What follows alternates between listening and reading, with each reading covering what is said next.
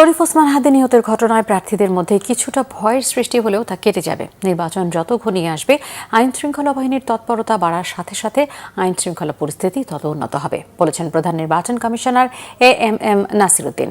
সকালে তেজগাঁও শিল্প এলাকায় ডাক বিভাগের মেইল প্রসেসিং সেন্টারে পোস্টাল ব্যালটের কার্যক্রম পরিদর্শন করে তিনি একথা বলেন। সিসি বলেন, ইসির প্রতি সবার আস্থা আছে। দেশের মানুষ সুন্দর সুষ্ঠু নির্বাচন চায়। গত 54 বছরে এই প্রথম পোস্টাল ব্যালটে ভোটের ব্যবস্থা করা হয়েছে। ডাক বিভাগের সহযোগিতায় যারা দেশের বাইরে আছেন, যারা ভোটের কাজে ব্যস্ত থাকবেন এবং যারা কারাগারে থাকবে তাদের ভোটের ব্যবস্থা করা হয়েছে। প্রায় 6.25 লাখ মানুষ পোস্টাল ব্যালটে ভোটের জন্য রেজিস্ট্রেশন করেছেন। প্রবাসী ভোটারদের জন্য রেজিস্ট্রেশনের আর 3 দিন সময় আছে বলে জানান প্রধান নির্বাচন কমিশনার। ইনশাআল্লাহ আপনারা দেখবেন, সময় আসুক, দেখবেন আপনারা। আমরা পুরা দেশবাসী, বড় রাজনৈতিক দল সহ সবাই তো ইলেকশন চায়, সবাই দেশের মঙ্গল চায়, ভোটাররাও চায়।